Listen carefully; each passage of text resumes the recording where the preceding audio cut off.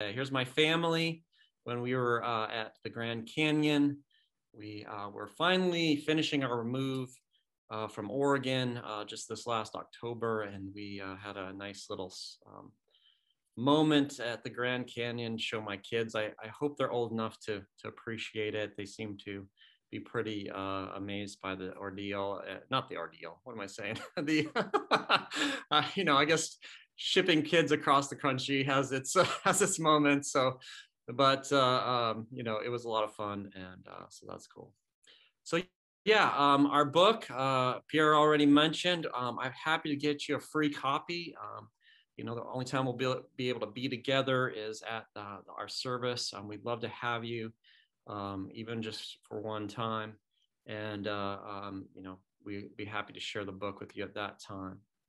Okay, so we've been going through this no pressure acronym and looking at each of these items. We certainly have not scoured every possible angle of each of these things. We're just sort of taking a brief look, considering our number of sessions and so on. But hopefully you're getting the idea and getting a sense of it. We haven't just gone in kind of order of each letter, but we've tried to put things together in a way where they kind of fit. And it seems like stress and social support, and then exercising faith in God and reaching for a sense of higher power when things seem too troubling with some people is helpful. But you'll find out in a minute that it's not always the case. And we'll explore that a little bit more. All right, so stress. It just seems intuitive. You de-stress, you get your stress levels down, and your blood pressure comes down. How many times have I seen it as a doctor where a patient comes into the hospital, comes into the ER, and their blood pressure is just way up from the stress that they're feeling, just the scariness, the sense of fear. And as they realize that they're not going to die today, hopefully we can give them that reassurance. Oftentimes we'll see their blood pressure, come down quite a bit. And so definitely stress plays a role. And if your stress levels improve, could you have less medication that you have to take? And I think that that's the case. I've seen that actually happen, and we'll cover a story about that in just a second. But let's look at a couple of research studies on this topic. By no means is this an effort to look at everything, just to cover a couple interesting studies. A Framingham heart study was originally called, has been running for a long, long time in Framingham, Massachusetts. They decided to enroll as many people in the city, the town, as they could. And they wanted to look at heart disease. And they just have been following people for many years, looking at when they got heart disease and how they got it, and so on and so forth, and asking them lots of questions and trying to figure out what kinds of things cause it. And this study really started right after World War II. And so they've looked at the psychosocial aspects, the stress-related aspects, and what kinds of things in the psychosocial realm affect high blood pressure or lead you to get it. So as you look at this little graphic here, it says on the top, risk of developing hypertension among men 45 to 59 years of age. And you can see on the left there, it says risk of hypertension in men. And so what we're looking at here is, what is the risk over time of getting high blood pressure if you have anxiety, okay? So people were asked about anxiety, and they were asked how much anxiety they had. And you can see that people with very high levels of anxiety had over twice as much risk of getting high blood pressure.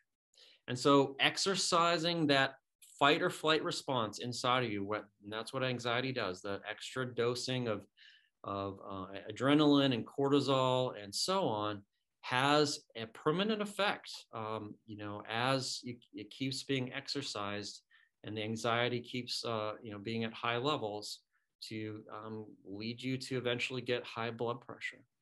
And so it's a significant issue, and it needs to be thought through for those who want to improve their blood pressure.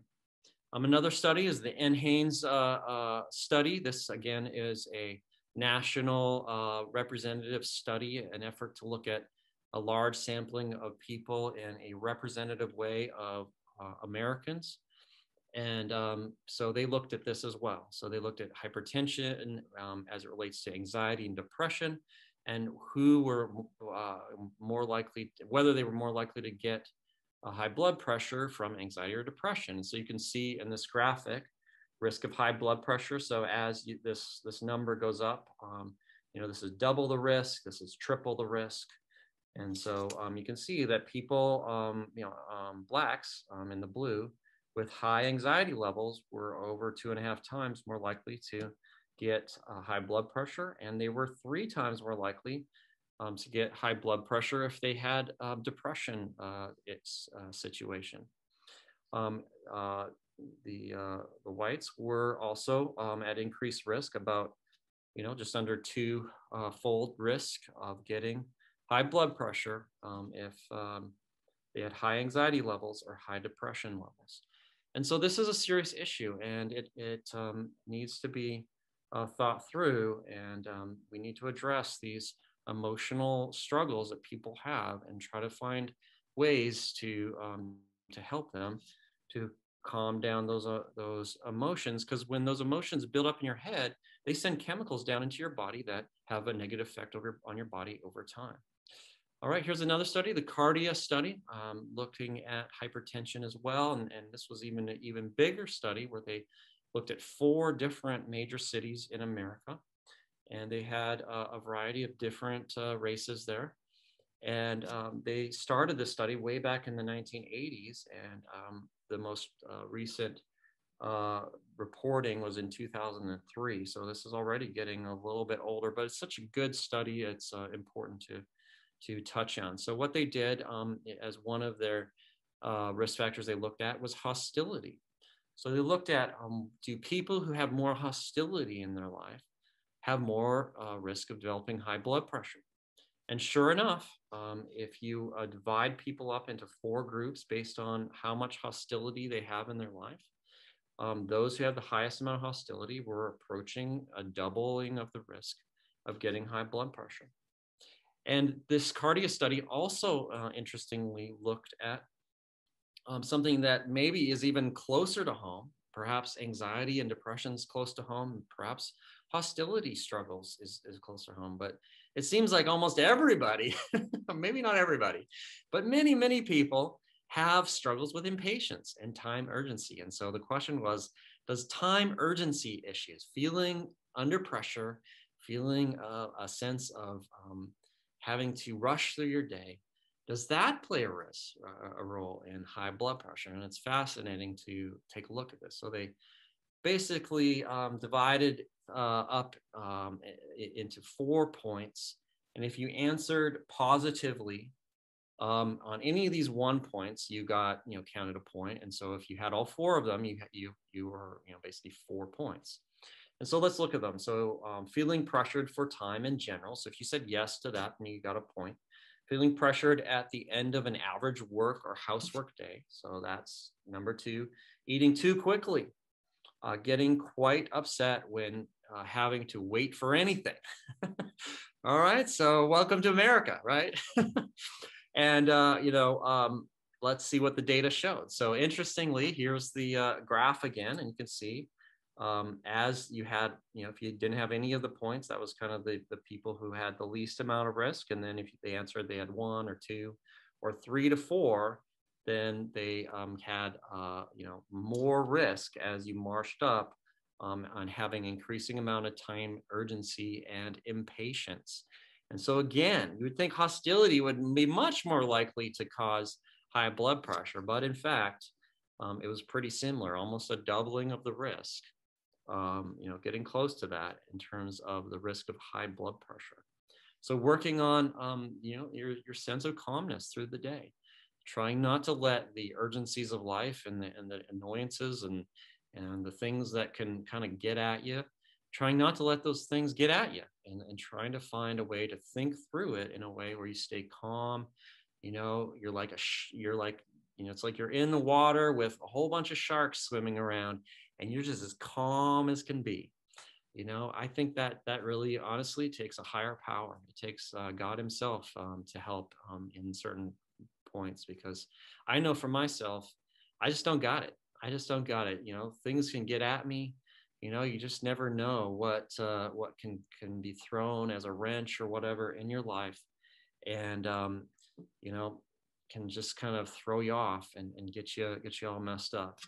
And so turning to God for help and saying, God, please help me through these things, I think is a really important feature when you're dealing with, hostility, anxiety, depression, and even just impatience alone, and trying to get that better, because impatience, it turns out, affects your health negatively. I'm doomed. All right, anxiety and risk of hypertension. So here's another look at it. So they took a whole bunch of different studies, and they said, well, maybe that was just a couple of the early studies. Maybe that doesn't matter. Let's look at more of the studies, and let's just get a bigger look at it. And so they did that, and there was a variety of different risks. So this study here had double the risk, anxiety for hypertension. This one's 42% increase, and so on and so forth. So here's one that actually had a slight decrease. So maybe, let's see what it is. So the total statistic was a 55% increase. So looking at all the studies, a whole variety of different kinds of people, a whole variety of study protocols, looking at, does anxiety lead to hypertension? Generally speaking, the answer is yes. All right, so why does this happen? Well, I thought this was really good graphic that comes from a study by Baltras. And it's an interesting kind of cycle that starts to happen in many cases. This is specifically looking at women. And this particular cycle seems to be really common. You start with some stress. You get some stress going on. The stress can lead you to overeat. It can lead you to eat too quickly. It raises up certain stress hormones and so on in your body that begins to contribute to putting on extra weight in your belly. That extra weight in your belly contributes and adds on to the high cortisol levels that you're already starting to produce with the stress, and it just adds on more. And as those cortisol levels go up and up, then that contributes to high blood pressure. And as you get more pressure and in your blood, that stresses your body more. And so it just begins this cycle in the wrong direction, round and round and round, that seems to be a major piece for most people, many people, in terms of high blood pressure. Okay, so let's do a quick little illustration here. Here you see kind of a black screen, and there seems to be some sort of kind of brown marks on it. And, so let's just give you a little illustration to just kind of get a sense of stress and just talk about it for a second. So you've got, you've gone to bed, and it's pitch dark, and you're just sleeping like a baby. And then all of a sudden you wake up, and you hear some kind of rustling noises, and kind of you hear something kind of get knocked over a little bit, and you're like, what is going on? Who is this? And then you hear this breathing sound, and you hear sniffing, breathing, and you're like, what is in my room? And you know how that feels. You start to feel a change come inside you as something is starting to get a little bit tense inside, and you're like, what is it? Did somebody break in? And you see this kind of brown figure, and you're wondering, what is this? Is this a face? Who is this? What is this? And you turn on the lights, and roar, there's a big lion in your room. And that could be scary if that really happened, to have a lion in your room. So just think about that for a second. What kinds of responses does a person have if they had a lion come into their bedroom in the middle of the night? Maybe not a nice, cute one like the one on the screen.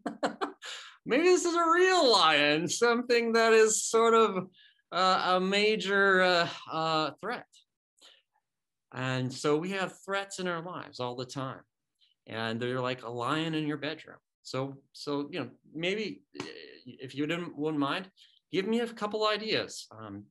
You can turn on, turn off your mute, and just tell me, what is the response that you would have if there was a lion in your bedroom?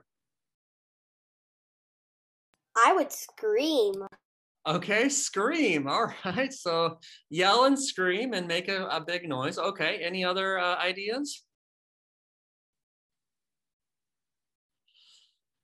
Other responses? Mostly screaming. All right. Well, what's that? To run. To run. Yeah. Just get up out of bed and say, honey, I'm out of here. Woo! All right, good. Yeah, that would be a common one, I think. Call 911. Call 911. Okay, the line's crawling up on your bed. Where's the phone? Let's call 911. Get the police here right now. All right, what else? Pray. Pray. Okay, good. I like that. Pray. Okay. Maybe an angel will come in. What's that? Get all that and try to hit it. Say again. I'm sorry. It pauses. You hit it. Big bat and hit it. Try to hit it. Try to hit it. Yeah, Okay. with a baseball bat. With a baseball bat. Okay. All right. Well, hopefully that would be effective. All right. So let's see the ideas we thought of here. All right. A lion in your bedroom. So this is a good illustration of kind of that stress response that comes up inside a person of what you could imagine it could be. So here are some of the responses that we thought of, or we asked around, and these are what people said. Play dead. Just turn over and say, you know what? I don't even care if you're there. Hide. Okay, that's a one. Ignore him. All right. Run. We heard that one. Fight. We heard that one. Kill. We heard that one sort of. Tranquilize. Befriend him. We didn't hear that one this time. Anyways, I've heard people say this before. I'm like, whoa, that's bold. Call for help. And then, of course, pray. Yeah. It's a tough situation. You're kind of out of control. You have something that's much more powerful than you in the bedroom. And you can feel out of control. You can feel that sense of stress, that sense of anxiety rising within you. And so, I think that idea of praying is really good one in so many situations. And it's so quick. You don't have to do long, drawn out kind of prayers, but there is a God in heaven, and he has angels, he has power, and he can help us in the most difficult situations. And in fact, one of my favorite Bible verses to think about when I'm under stress, when I'm feeling overwhelmed, I'm feeling that sense of high blood pressure coming upon me, and getting that stress reaction really starting to work me up. I think about this verse: "Come unto me, all you who that labor and are heavy laden, and I will give you rest. Take my yoke upon you and learn of me, for I am meek and lowly in heart, and you shall find rest unto your souls, for my yoke is easy and my burden is light." And so, I know not everybody necessarily here has a Christian background, but, trying to find a way to calm yourself, and perhaps looking to your higher power when things are out of control. All right, so let's turn now to social support. We have a lot more in our book that we cover on the stress piece. I think one of the first things that you got to do with stress is you got to learn to identify when it's happening. And then the second thing is, how do I have a healthy response that pulls that stressful, anxiety-promoting thoughts and kind of thing that's going on in my head? How do I pull that down and find reassuring thoughts that lead to reassuring emotions? And that's not easy to do. And it's something that takes practice. and wisdom. All right, so let's look at social support. One of the things that you can do in the meantime while you're trying to, get better at dealing with stressful situations is you can call a friend and they can help you.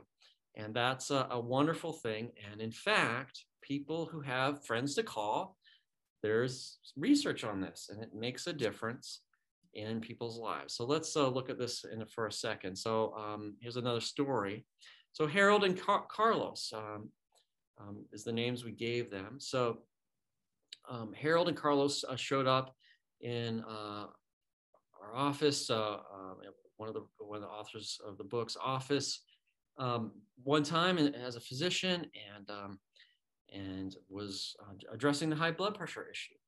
And it was just a follow-up visit. And come to find out, Harold had been kicked out of his house and had been evicted because of lack of money. And, he had always had this really significant blood pressure problem. And, he had a lot of financial stresses, a lot of stressors on him. He was an elderly man.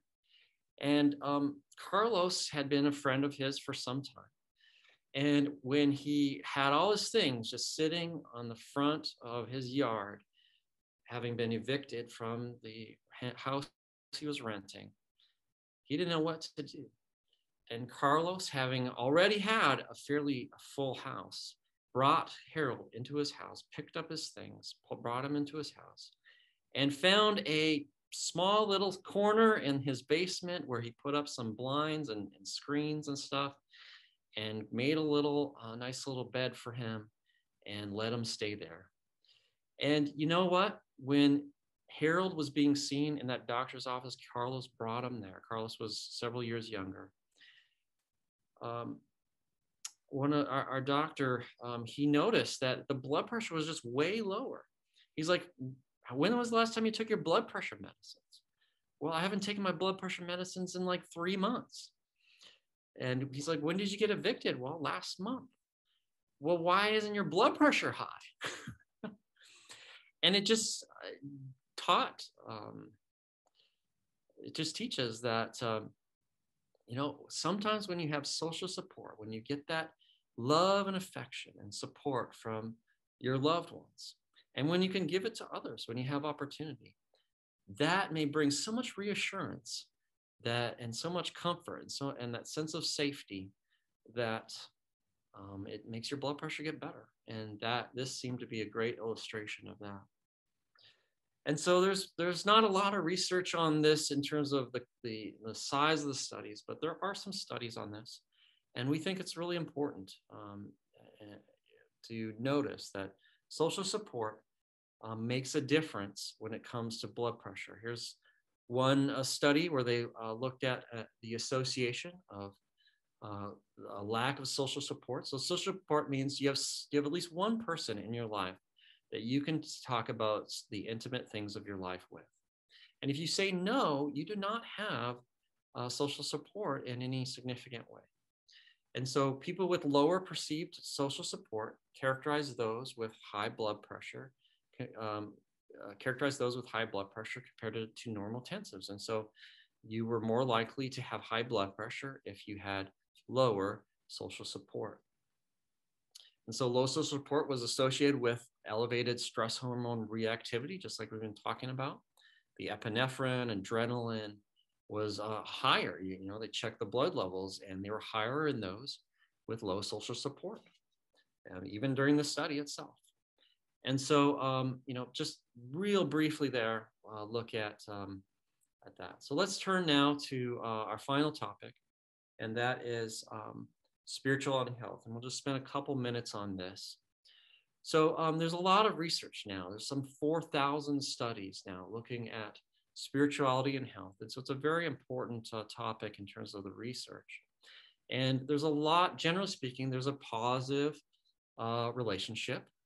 People with more spirituality, as they talk about their religious involvement and their intrinsic spirituality inside themselves, those people tend to have better adherence to a greater number of health promoting behaviors like exercise, diet, less smoking.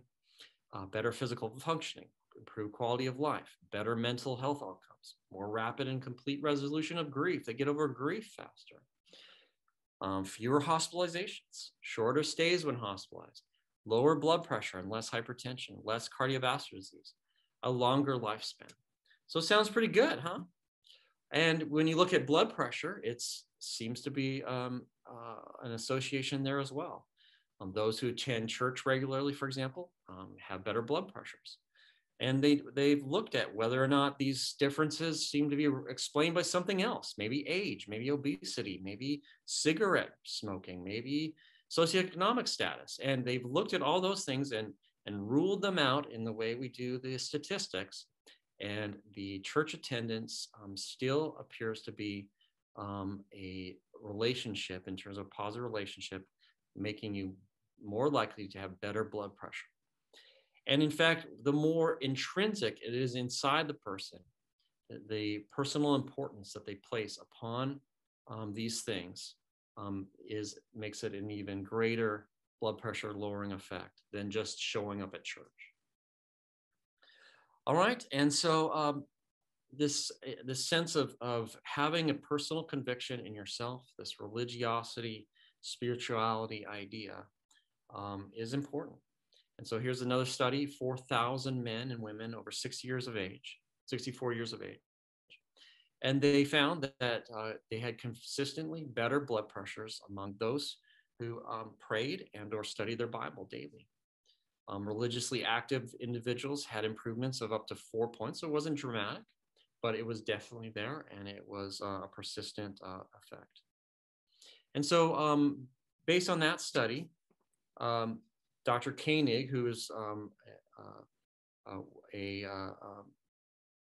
the director of the Spirituality and Health Institute at Duke University, he went ahead and did a comprehensive look with Dr. Luchis. They went through 3,200 studies on spirituality and health, and they found 63 papers when they did this comprehensive overlook. And they found 63 papers that showed a connection between religiosity and blood pressure.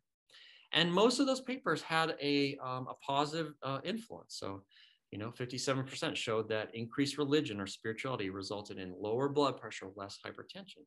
But a very interesting finding was that there were some of the studies that actually had a negative inverse connection, with greater spirituality being linked to higher blood pressures.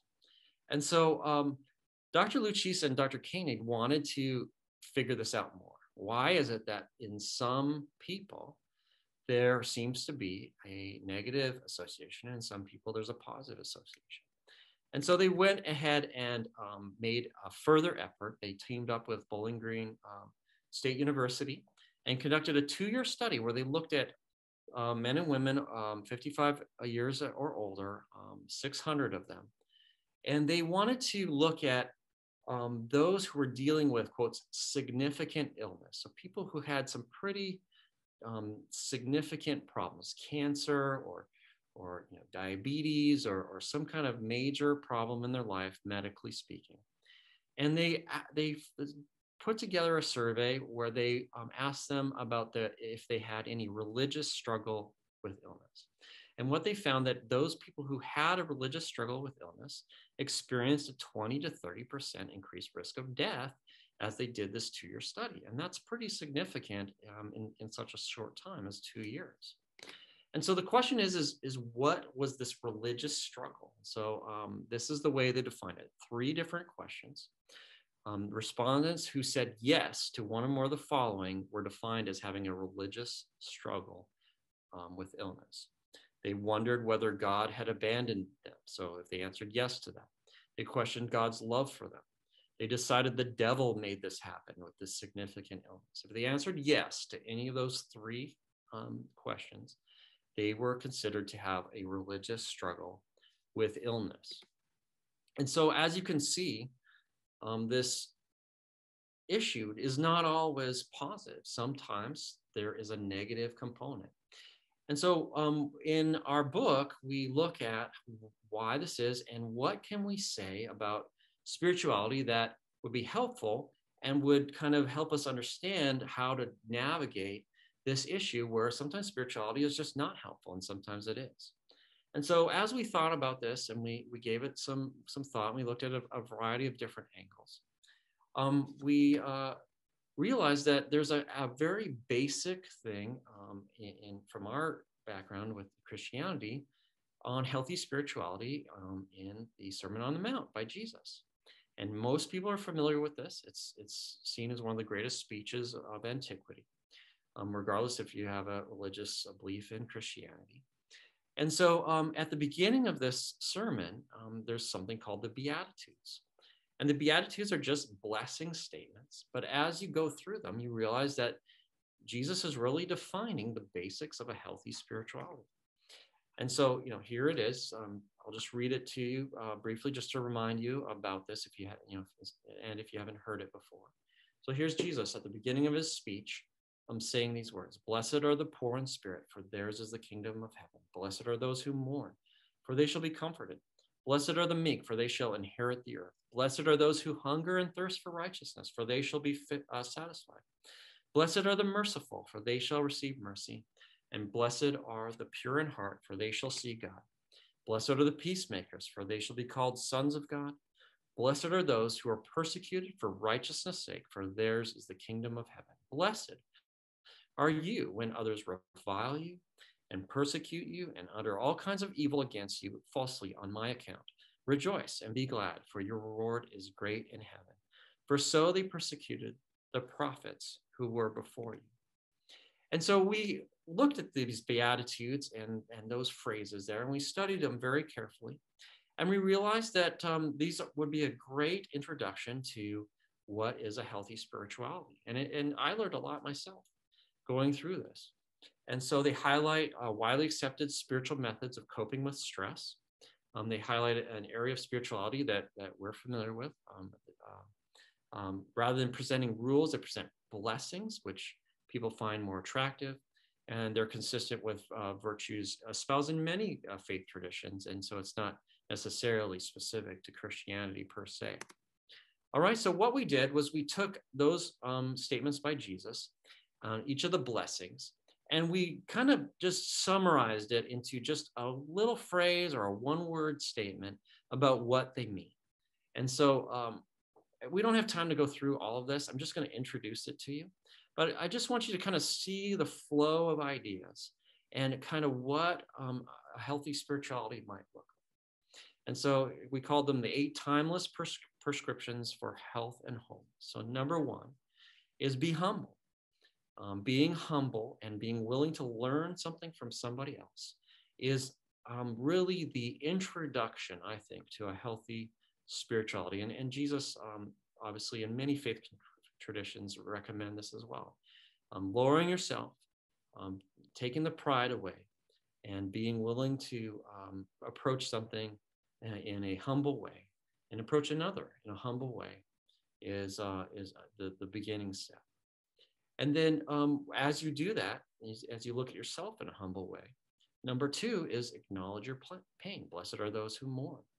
And so you start to see inside yourself, and you see that there are things not right. Maybe there are mistakes. Maybe there are habits, health habits in this case, and blood pressure issues. Maybe there are things that you need to change, and I need to change. And so it's important to be willing to acknowledge these basic things about yourself and just admit the facts. And so that's acknowledge your pain. And then the third idea is the idea of submission. So some people view this term very negatively, but the idea presented here is that you acknowledge that there's some right standard that exists and you want to bring yourself under it. So you in our class, you say, yes, it sounds like a whole plant food diet is the best kind of diet. It seems to have the most vitamins and minerals and antioxidants. It has the most fiber and so on and so forth. And you just kind of think through it and you say, yeah, that seems to be a really good diet. I'd like to increase my fruits and vegetables and get some of the processed food out. that's the standard I want to reach. And so the submitting to that standard is the idea number 3.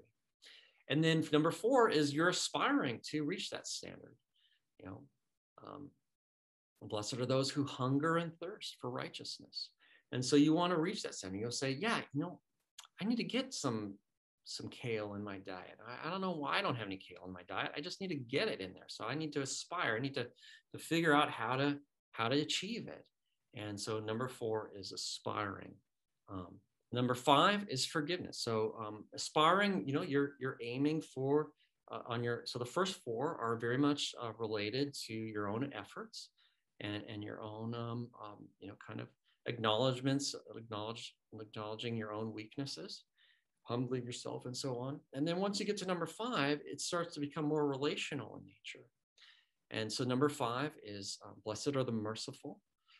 So you're forgiving others. When you start to change your own lifestyle, you may need to forgive people for their comments. It happens. I went through this with my own family way back when we were starting to change our lifestyle. And I was trying to change my lifestyle. There are some things that were said that were just unkind and cruel. And to be able to forgive others is a really important thing. And if you can't forgive others, it will hold up your ability to heal, your blood pressure and your health. Number 6 is don't compromise in the face of others. And so it's this idea where there are other people who have different habits, are influencing you or saying things to you, and you want to raise your standard and reach that new goal. And they're going to be doing things to try to, maybe they will try to throw you off, and just to stand firm and say, you know what, I'm not going to compromise. I said I'm going to eat I'm going to eat kale and I'm going to cut out the red meat. I'm going to do it. And I'm not going to let others keep me from that good goal I want to reach. And then number 7 is, as you get better at the things you're doing and the efforts you're making to improve your health, and you're finding that your blood pressure is coming down, and you're getting really good at it, and you're finding that you're able to keep your blood pressure down largely through lifestyle, praise God, right? And so once you're getting that ability going, then you can start to help others. Blessed are the peacemakers. And so you start to mediate. You start to talk to other people, and you say, hey, we can help you with that blood pressure. We can help you get your exercise program going. We can help you, get your sunshine and your fresh air and so on and so forth. And so, these are some basic things that you can help others with. And so you're mediating. And then as you're mediating, you are going to get, more persecution. It's just going to happen. The efforts to get healthy in the face of an unhealthy culture will bring on people who are jealous, or perhaps they're just view you negatively, for whatever reason. And so Jesus says, blessed are those who, blessed are those who are persecuted. And so you need to persist. Don't get discouraged when somebody looks at you funny, or watches you take some vegetables out of the supermarket, and they're kind of like, oh, look at him, he's Mr. Health or something like that. Don't worry about that. Just let it go off your back, and know that you're doing the right thing, and it's the good thing to do. All right, so blessed are the poor in spirit. Be humble, number 1. Number 2, blessed are those who mourn, for they shall be comforted. Acknowledge your pain. Number 3, blessed are the meek, for they shall inherit the earth. Submit. Number 4, blessed are those who hunger and thirst for righteousness, for they shall be satisfied. Aspire. Number 5, blessed are the merciful, for they shall receive mercy. Forgive. Number 6, blessed are the pure in heart, for they shall see God. Don't compromise. And number 7, blessed are the peacemakers, for they shall be called sons of God. Mediate. And finally, number 8, blessed are those who are persecuted for righteousness' sake, for theirs is the kingdom of heaven. Blessed are you when others revile you and persecute you and utter all kinds of evil against you falsely on my account. Rejoice and be glad, for your reward is great in heaven. For so they persecuted the prophets who who were before you. Persist. Don't give up. You can do this. You can get your blood pressure better. Do your best. Find things in your life that you know you need to improve. We all need to improve. I need to improve things. And keep working on it. Keep persisting. Keep pressing forward. Keep aspiring. Forgive. Make amends. Mediate when you can. Do these good things. And that's the basics of healthy spirituality. All right. Thank you very much. We had a great session. And, if there are more things you'd like to learn about any of these things, acronyms in the no pressure solution to natural blood pressure control. Here's the acronym again. We went today through stress management, social support, and exercise faith in God.